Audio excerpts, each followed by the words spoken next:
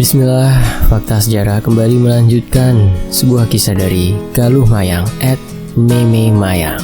Teman-teman juga bisa follow akun Twitter beliau ya. Untuk linknya ada di deskripsi. Dan sebelum kita masuk ke bagian berikutnya, tumbal nyawa sedulur, kita harus berdoa dulu. A'udzu bikalimatil hitam. Bismillahirrahmanirrahim. Wa huwa samiul alim. Allahumma sholli ala sayyidina Muhammad sallallahu alaihi wasallam. Ini dia selengkapnya tumbal nyawa sedulur bagian ketiga.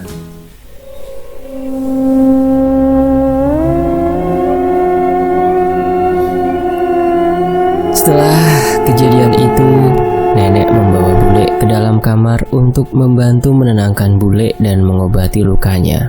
Karena di bagian sebelumnya, bule entah dirasuki khodam jenis apa itu, sampai menusuk-nusuk dadanya sendiri dengan jarum yang dia pegang. Teman-teman yang belum nyimak sebelumnya, teman-teman bisa lihat di kanan pojok layar atas atau di kolom deskripsi. Linknya sudah tersedia, bagian 2. Aku pun mengajak Titik bermain. Tujuanku untuk menghiburnya agar tidak sedih berlarut-larut. Karena saat itu kita masih sama-sama anak kecil berusia 8 tahun yang tidak bisa memberikan kata-kata mutiara yang dapat menenangkan satu sama lain selain kalimat, "Ayo kita main." Aku pun bergegas membantu Titik yang saat itu belum selesai membereskan mainannya untuk dibawa ke halaman depan. Dengan berat hati, aku melangkahkan kaki ke halaman belakang. Kali ini, aku melewati jalan kecil sebelah kanan rumah. Dan lagi, aku menemukan bunga layat tercacar di sana. Namun aku mengabaikannya dan buru-buru untuk mengambil mainan di belakang. Sesampainya di halaman belakang, aku dan Titik berkemas. Namun tiba-tiba Titik menemukan sesuatu di balik sumur tua nenek itu. Kali ini kepala ayam berwarna hitam, masih dengan darah segar, seakan baru dipotong beberapa jam lalu. Titik mengambilnya dan menyerahkan padaku. "Kamu ingat gak, Ti? Setahun lalu kita nemuin kayak telinga gitu di bawah pohon beringin itu," kataku. "Iya kok ingat. Terus sekarang ini kepala ayam ya." Kami sudah seperti detektif Conan memang. Seperti dua anak kecil yang diberikan kasus untuk ditemukan jawabannya. Aku pernah dengar pas mamaku telepon sama ayahmu. Katanya warga di sini banyak yang kehilangan hewan peliharaan. Kamu tahu? Tanyaku. Aku malah nggak tahu. Tapi emang beberapa bulan ini, kalau malam Selasa sama malam Jumat, warga tuh kayak bawa obor gitu keliling. Tadi malam kan juga ada, katanya. Ini hari Jumat, Ti. Berarti harusnya tadi malam ada kejadian dong. Kamu tahu emangnya tadi malam? Tanyaku. Pas kamu udah balik dari kamar mandi, aku tuh denger kamu kayak orang nangis. Ya udah aku biarin aja. Terus pas itu aku lihat kamu udah berhenti nangisnya. Terus aku denger suara warga tuh keliling gitu. Terus aku coba intip ke depan. Emang bener sih, ada Pak Kamidi juga lagi keliling bawa obor, kata Titik. Aku semakin yakin bule ada di balik ini semua. Karena waktunya sangat bertepatan. Tapi aku kembali ingat pesan Bapak untuk diam saja dan jangan beritahu siapapun. Namun aku justru semakin penasaran. Malam Selasa dan malam Jumat. Malam Jumat aku sudah melihat sendiri bule keluar. 3 hari lagi malam Selasa. Aku harus punya bukti. Sok-sokan emang aku ini. Tapi bagaimana lagi? Udah sifat alamiahku seperti ini emang. Hari-hari selanjutnya masih seperti biasa. Tidak ada yang aneh dari bule. Hanya posisi bule setiap menjelang maghrib yang selalu memakai rukuh berdiri sedekap, menyeringai, sembari komat kamit, itu saja yang terulang. Aku pun semakin terbiasa dengan itu dan kuanggap bukan hal baru lagi. Atau di malam harinya, rumah nenek selalu berisik, selalu ada suara derap kaki, suara burung gagak yang selalu mengitari rumah nenek. Kalau kata orang Jawa, burung gagak itu menghantarkan pertanda tidak baik. Jika dia bertengger di salah satu atap rumah, pasti akan ada yang meninggal. Semacam urban legend, tapi kami mempercayainya. Anehnya, burung gagak itu hanya mengelilingi rumah, selalu setiap malam. Singkat cerita, tibalah hari di mana hari itu hari Senin, tepat di mana malamnya adalah malam Selasa. Apabila benar kata warga jika mereka kehilangan hewan peliharaannya, harusnya hari ini ada kejadian lagi nanti malam. Pagi itu kita awali dengan bermain di kebun tela milik Pak Kamidi. Kebun itu hanya separuh bagian yang ditanami ketela. Selebihnya dibiarkan tak terawat, ditumbuhi ilalang yang tingginya jauh di atasku. Kami bermain di samping ilalang itu, sampai pada pembicaraanku pada Titi. "Galuh, kamu gak lihat Yaya?" "Oh iya, kemana ya? Dia udah beberapa hari gak main sama kita." "Kita ke rumah Yaya aja yuk. Kita cari dia sekalian aku mau minta maaf," kata Titi tanpa banyak pikir panjang. Aku berjalan dengan Titi menuju rumah Yaya yang terlihat tak terawat namun megah. "Assalamualaikum Yaya," suara kami berdua bersautan. Namun tidak ada jawaban. "Yaya, kamu di mana? Aku Galuh, ayo main," kataku. Kudapati Yaya berjalan dari samping rumah menemuiku. Saat itu matahari terik. Sinarnya pun mampu membuat kulitku merah jika lama-lama berada di bawahnya. Namun, Yaya lebih memilih menjauhi sinar itu. Dia lebih memilih berdiri di samping rimbunya pepohonan yang menutupi rumah itu. "Halo, kamu kemana saja?" sapaku ramah. "Aku di rumah," kata Yaya. "Yaya, aku mau minta maaf, kemarin ninggalin kamu sendirian sama Galuh," kata Titi. "Iya gak apa-apa kok, udah biasa," kata Yaya. "Udah biasa katanya? Berarti udah biasa yang pas lihat dia lari gitu? Atau udah biasa karena emang gak ada yang mau temenan sama dia?" Saat itu aku belum terlalu memikirkannya. Titi dan Yaya pun salaman, menandakan mereka sudah baikan. "Ayo main ke rumah nenekku. Titi punya banyak mainan," kataku. Aku gak boleh kemana-mana, harus di sini," kata Yaya. "Kan deket rumah kita. Itu di depan itu loh rumahku," kata Titi. "Boleh di sini saja ya," kata Yaya memelas. "Ya udah deh, nggak apa-apa. Tapi jangan di sini juga, takut ada ular. Agak ke depan yuk, biar ada terang-terangnya," ajakku. "Aku nggak boleh," tolak Yaya lagi. "Di depan juga nggak boleh?" "Iya nggak boleh. Boleh di sini saja ya." Kita pun memutuskan untuk bermain masak-masak di samping rumah Yaya, ditutupi rimbunya pepohonan dan semak belukar yang tidak terawat. "Kamu ini sendirian di rumah?" tanyaku dengan tetap bermain. "Iya," jawabnya. "Mama papamu kemana?" tanya Titi. Sontak membuat Yaya tertegun, kaget atas pertanyaan Titi. "Kamu tahu mama papaku?" "Iya tahu. Pas kita ketemu di sungai kemarin, aku lihat mama papamu liatin kita. Tapi kayaknya gak suka deh sama aku," kata Titi. "Hush, gak boleh Titi," kataku memutus. "Jangan dimasukin hati ya Yaya. Mungkin perasaan Titi aja itu, mama papamu gak mungkin kan benci kita," sambungku. "Iya," jawabnya singkat. Tak terasa kami bermain begitu lama, sampai jam menunjukkan pukul 2 siang. Karena sudah jenuh, kami pamit pulang ke Yaya. "Yaya, aku pulang dulu ya. Besok kita main lagi, oke?" ajakku. "Iya, makasih ya," jawabnya.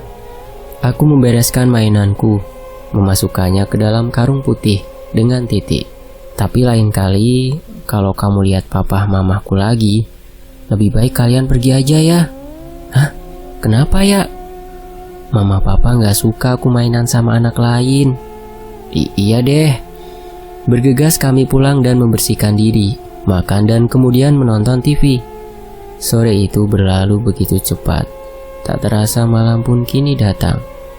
Malam itu aku tidur di kamar Titi. Kebetulan Pak Le saat itu tidak pulang karena kerja mengikuti proyek. Pak Le diharuskan lembur.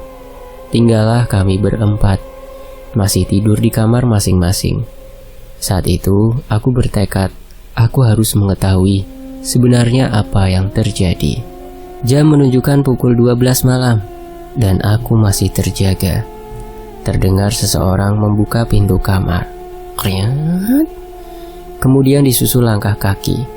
Tapi anehnya, langkah ini tidak pelan, karena lantai rumah nenek saat itu masih terbuat dari semen yang dihaluskan permukaannya. Suara langkah jika malam pun bisa terdengar. Langkah itu terdengar tergesa, tidak, bahkan lari seperti orang kegirangan. Aku pastikan itu bule, siapa lagi kalau bukan dia, pikirku saat itu. Cepat-cepat aku mengambil senter yang sudah aku ambil dari kamar nenek diam-diam sore itu. Aku kembali membuka kamar Titi, mengendap-endap pelan sebisa mungkin tidak mengeluarkan suara apapun. Aku kemudian mengikuti jejak bule. Kulihat pintu penghubung ruang keluarga dan dapur terbuka. Jackpot, itu benar bule, bukan orang lain. Senter saat itu masih belum kunyalakan, karena posisi masih di dalam rumah, masih ditemani lampu remang-remang. Aku melanjutkan langkahku ke dapur. Tapi aneh, pintu dapur yang itu tertutup, seakan-akan tidak ada yang pernah membuka.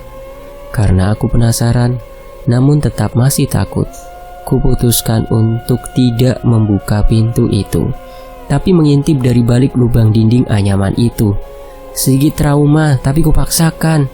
Senter kuhidupkan, tapi yang kudapatkan bukan bule, justru sebuah keris dengan sinar berwarna biru melayang mengitari sumur tua nenek. Benar, tidak ada yang membawa keris itu. Keris itu terbang dengan sendirinya, kemudian menghilang karena aku kaget. Aku memundurkan tubuhku, namun tidak terlalu takut. Entah, aku justru takut dengan setan berwujud manusia daripada benda-benda kuno seperti itu. Namun tidak kupungkiri rasa gugup itu ada. Bahkan jika teman-teman di sana bersamaku saat itu, aku bersumpah, detak jantungku mungkin bisa kalian dengar. Setelah aku kehilangan jejak bule, aku memutuskan saja untuk kembali. Namun belum sampai 3 langkah, aku berhenti. Aku mendengar suara dari sisi sebelah kananku, di depan kamar mandi, di belakang tumpukan stok kayu bakar nenek yang menggunung itu. Aku mendengar suara ayam yang sekarat. Hatiku tambah berdegup dengan kencang. Dengan langkah yang lemas, aku tetap mau menghampiri asal suara itu.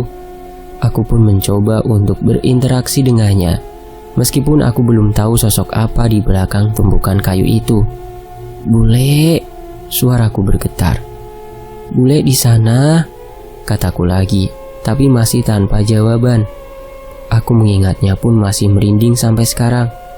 Aku mendapati bule. Dia membelakangiku, duduk berjongkok, seolah-olah lagi melakukan sesuatu. Pelan-pelan aku mendekati bule dan mengarahkan senter ke arahnya. Innalillahi, yang aku lihat, tangan bule memegang ayam hitam. Ayam itu sudah mati, tersisa bulunya. Namun tangan bule penuh dengan darah ayam itu. Saat senter mengarah ke bule, bule menoleh ke arahku dengan seringai itu. Mengerikan. Mata melototnya diikuti dengan mulutnya yang penuh dengan darah dan usus ayam yang masih menggelantung di mulut bule. Belum sepenuhnya ia makan, aku pun menjerit, menangis. Namun bule melempar ayam itu, menghampiriku dan mengelus kembali rambutku dengan tangan penuh darah ayam itu. Cucuku, ayo ikut aku, sembari wajah bule yang kian mendekat ke arahku dengan mengendus-ngendus kepalaku. Polo seger, yang artinya otak segar. Entah apa maksudnya, yang jelas aku bersumpah itu pengalaman paling mengerikan sepanjang hidupku. Astagfirullah. Setelah mendengar teriakanku yang semakin keras, nenek bangun bersama Titi menghampiriku. Saat nenek mendekati bule, bule kembali sadar akan dirinya sendiri, melepas eramanya pada rambutku, menangis histeris. Mbok, aku kenapa, Mbok? Tangis bule seperti orang trauma dengan mual-mual, karena menyadari barusan ia memakan hewan. Wes, Nduk, wes. Nenek pun sampai tidak bisa berkata-kata. Cepat-cepat nenek membersihkan badan bule. berusaha menghilangkan jejak agar bule tidak dihakimi warga. Aku dan Titik pun berpelukan menangis ketakutan. "Mbok, relain Sari, Mbok. Di mana, Mbok, keris itu, Mbok? Bunuh Sari sekarang saja, Mbok." Masih dengan suara tangis bule. "Enggak, Duk, enggak." Nenek pun tak kalah histeris. Setelah menenangkan bule, membersihkan badan bule, dan menghilangkan jejak, nenek membawa bule ke kamarnya, menenangkan bule dan menemaninya. Aku dan Titi saat itu menenangkan satu sama lain di kamarnya, berusaha untuk tidur sembari menunggu Pak Lek pulang keesokan harinya. Teman-teman bisa lihat gambar ya untuk ilustrasi dari pawon. Tapi tumpukan kayu bakarnya lebih tinggi, sampai sekitar 1,5 meter. Karena nenek emang rajin berburu kayu bakar untuk stok bahan bakar. Keesokan harinya, aku bangun dan melihat jam menunjukkan pukul 10 pagi. Mungkin terlalu lelah, kejadian semalam terlalu banyak menguras energi, sehingga menyebabkan aku dan Titik bangun siang hari itu. Karena penasaran bagaimana keadaan bule, aku langsung mencari nenek saat itu. Aku masih waras, tentu tidak berani langsung menuju kamar bule sendirian. Setelah kejadian tadi malam, kudapati nenek di dapur sedang memasak sesuatu untuk bule. Jenang sengkolo. Jenang dua warna yang terbuat dari beras, yang satu berwarna putih dan satunya berwarna merah. Jenang sengkolo menurut tradisi Jawa dipercaya untuk membuang kesialan. Namun tentu saat itu aku tidak tahu itu apa. "Mbah lagi buat apa, Mbah?" "Buat jenang, Duk. Sebagian biar dimakan bule, sebagian lagi nanti dihanyutkan ke sungai." "Loh, sebagiannya buat aku aja, aku mau itu." "Nggak boleh, Duk. Ini khusus buat bule. Kamu besok aja Mbah belikan ya." Dengan bibir mencabik kesal, aku kembali bertanya pada nenek, "Mbah, bule keadaannya gimana?" "Nggak apa-apa, Nduk. Tapi bule dari semalam diam terus. Mungkin lagi sedih, Nduk. Aku ini si anak zodiak Pisces ini, yang identik dengan perasaan sensitif." Membayangkan di posisi bule, pasti dia sedih, harus bertindak di luar jiwanya sendiri. Rasa takutku kian memudar kembali menjadi rasa iba. "Mbah mau ke tempat bule, aku boleh ikut? Apa kamu ndak takut, Nduk?" "Enggak." Bohong lisanku berkata tidak. Pikiranku berkata takut. Tapi hati kecilku merasa iba. "Ya sudah, ayo sama Mbah. Jangan sendiri ya." Cepat-cepat aku mengekori nenek sembunyi di belakang jarik yang nenek pakai. Saat nenek membuka pintu kamar bule, aku melihat bule duduk meringkuk di pojok kasurnya. Kondisinya semakin hari semakin mengkhawatirkan saja. "Duk, ini dimakan. Sedikit aja ndak apa-apa." "Enggak, Mbok," tolak bule. Aku tahu apa yang akan diucapkan nenek, tapi nenek memilih untuk diam daripada menyinggung perasaan bule. Jawaban mengapa bule tidak pernah makan dan selalu merasa kenyang dalam 1 tahun belakangan ini, karena bule memakan hewan-hewan peliharaan tetangga, memakannya hidup-hidup. Dan menurut laporan warga, dalam 1 hari terkadang bisa lebih dari 2 ayam yang hilang, atau terkadang kelinci, atau bahkan kucing.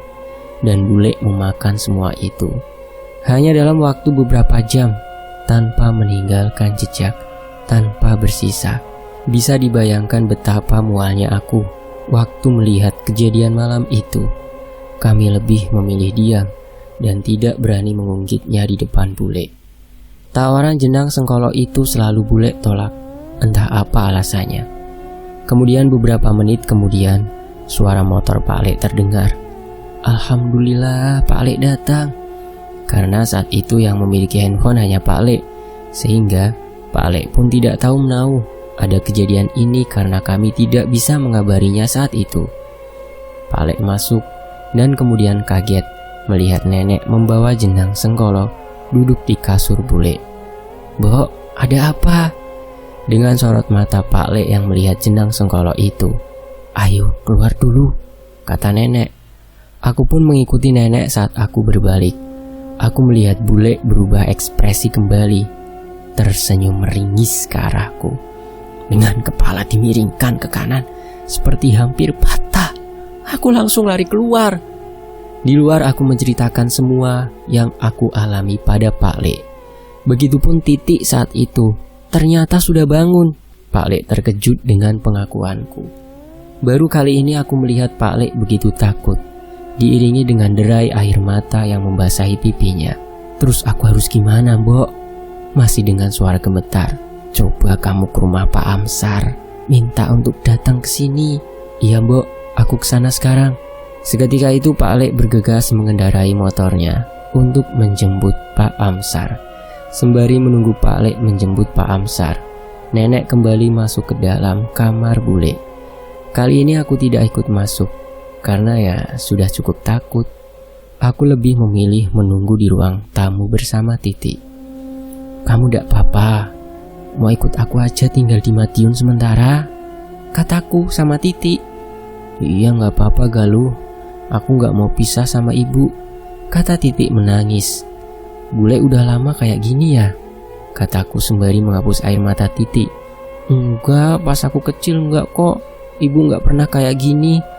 Cuman biasanya sering ngomong sendiri atau ketawa sendiri, tapi gak pernah sampai kayak gini. Kalimatnya terputus. Sejak kapan Ti jadi kayak gini? Ibu dulu sayang banget sama aku. Apapun yang aku mau selalu diturutin.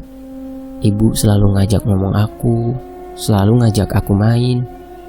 Tapi pas itu malam tanggal 12 Januari aku ulang tahun ke-7. Malam itu aku tidur di kamarku sendiri, karena ibu sama ayah udah janji besok di hari ulang tahunku mau ngajak aku ke pasar malam. Aku tidur lebih awal, tapi aku kebangun jam 12 malam.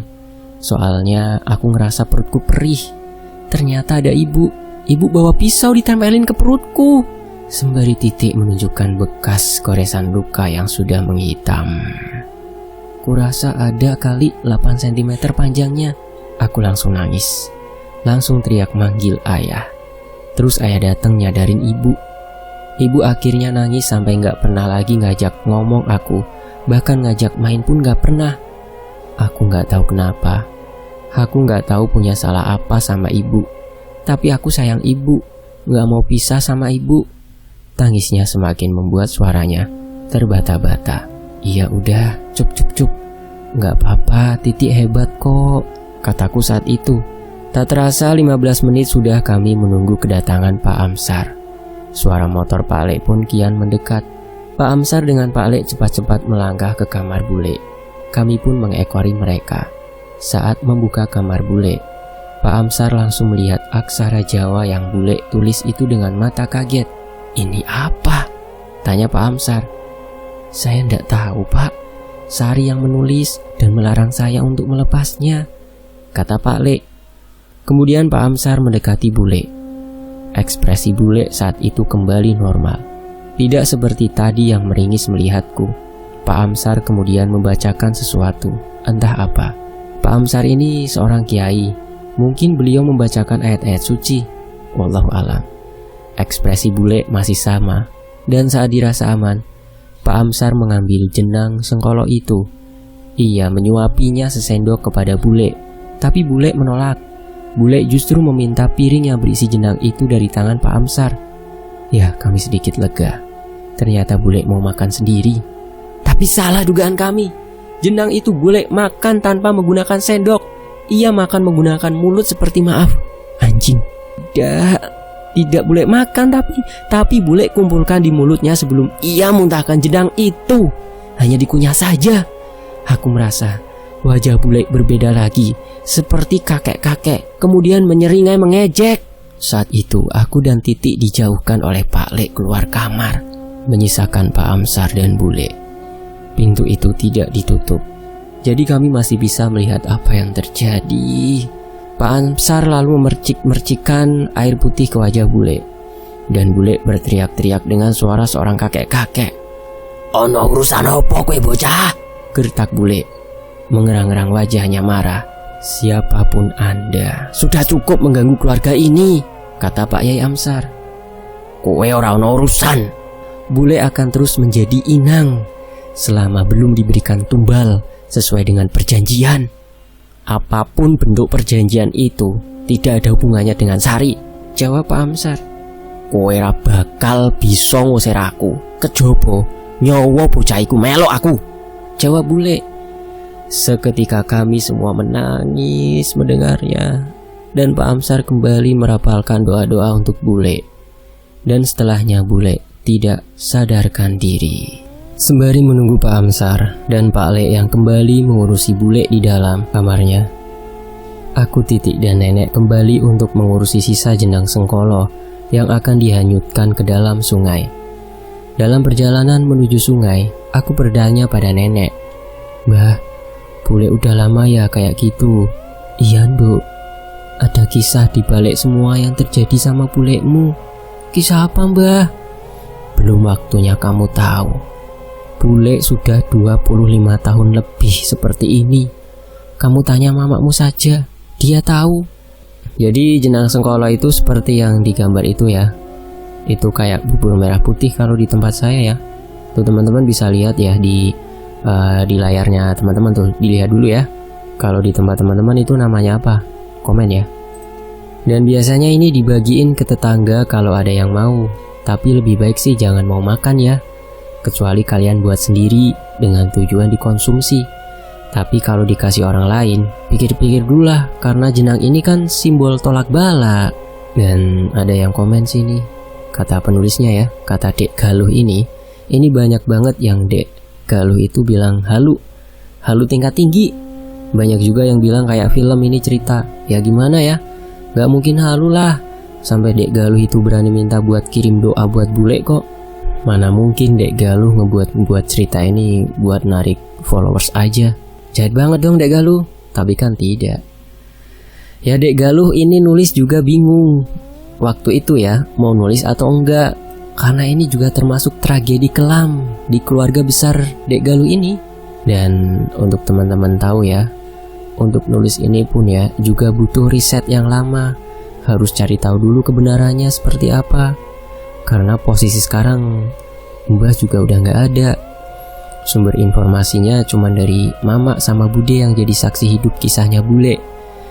Jadi buat teman-teman yang menuntut cerita ini untuk dibuat seram, sementara gak bisa ya. Ini diceritain apa adanya dulu. Lanjut ya. Kami tiba di sungai belakang rumah Pak Kamidi itu. Nenek melarungkan jenang Sengkolo berbungkus daun jati. Saat itu masih pagi. Matahari masih memancarkan teriknya.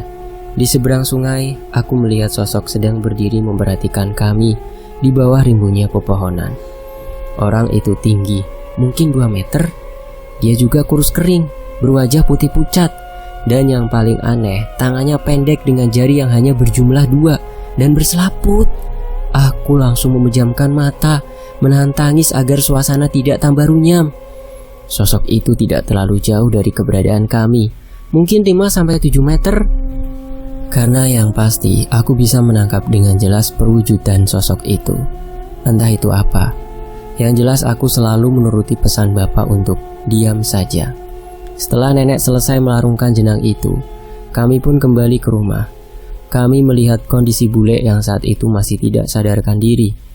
Pak Amsar masih berjaga di sana untuk beberapa jam, mengantisipasi apabila bule menunjukkan gelagat aneh lagi. Sambil berbincang dengan Pak Le, Yan, lebih baik Sari kamu bawa ke daerah Gunung Kidul. Di sana ada kiai yang sepertinya bisa mengatasi Sari, kata Pak Amsar. Namanya siapa nggih Pak? Tanya Pak Le.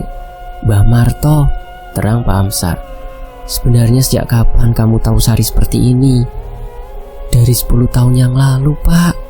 Saat saya menikah dengan Sari di umurnya yang ke-25. Sari adalah teman SMP saya. Saya sudah menyukai saat SMP. Karena dia termasuk anak yang saat itu jadi idola desa ini. Saya tidak berani mengungkapkan. Saat itu Sari masih terlihat seperti orang normal Pak. Sampai saat kami sudah dewasa, saya beranikan diri untuk melamarnya. Saat itu saya sebenarnya sudah merasa ada yang salah dengan Sari. Karena dia tidak pernah mau makan sayur. Dia hanya mau makan daging setengah matang. Makan buah pun juga hanya mau apel merah. Saat itu aku tidak banyak bertanya, karena rasa sayang saya sudah jauh lebih besar. Mendapatkan sari sudah cukup bagi saya, Pak, untuk menemaninya sampai kami tua. Seiring tahun berjalan, pernikahan kami normal-normal saja. Menginjak kelahiran Titik di tahun ketiga pernikahan kami, Sari tiba-tiba yang tadinya tidak pernah mau sholat, ini sholat. Namun kok sholatnya aneh, selalu menyeringai, bersedekap, dan hanya berdiri kemudian duduk, tidak ada ruko ataupun sujud. Sari juga selalu membaca bacaan aneh yang saya pun tidak tahu artinya apa. Sampai menjelang 40 hari kelahiran Titik, Sari tiba-tiba menyendiri, tidak mau diganggu, dan hanya makan nasi putih dan air putih. Sari juga selalu membasuh perut besarnya itu dengan bunga kuburan.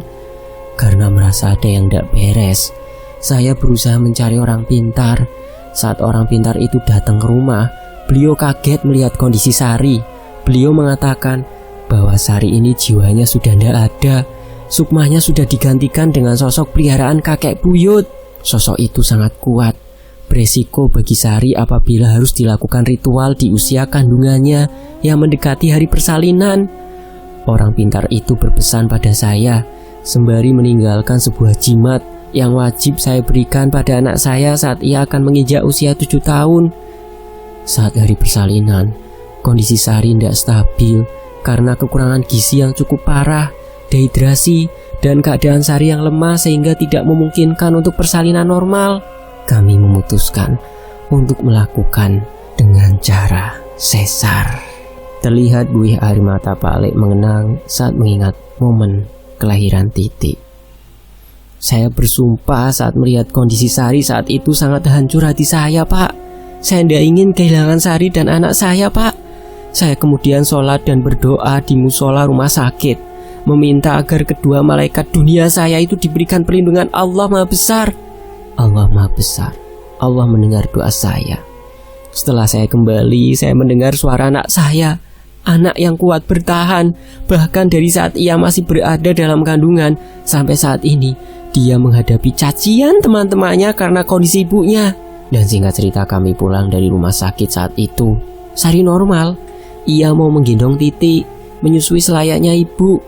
Namun malam itu, niat saya akan menguburkan ari-ari Titik, tapi saya lupa belum membeli bunga untuk menyekar dan diberikan di atas gundukan tanah-tanah tempat ari-ari itu nantinya yang akan saya kubur.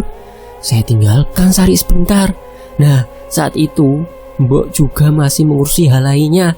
Namun saat saya kembali ke rumah, ari-ari itu sudah tidak ada. Saya bertanya pada Mbok, apa tahu ari-arinya di mana? Mungkin tadi saya yang lupa, tapi Mbok bilang tidak tahu. Kami pun mencari-cari di mana ari-ari itu. Sampai firasat saya mengatakan mungkin Sari tahu. Meskipun mustahil baginya untuk berjalan di hari ketiga bekas operasi sesarnya. Saya mendekati Sari yang saat itu menggendong Titik dengan berbaring di atas kasur dengan posisi duduk. Dia menyanyikan lagu untuk Titik. Anehnya dengan tembang Jawa, bukan lagu anak pada umumnya. Namun alangkah terkejutnya saya melihat gigi Sari yang ada bercak berwarna merah. Begitupun kuku di jempolnya yang masih memegang barang seperti usus, tetapi tinggal sedikit. Bersambung.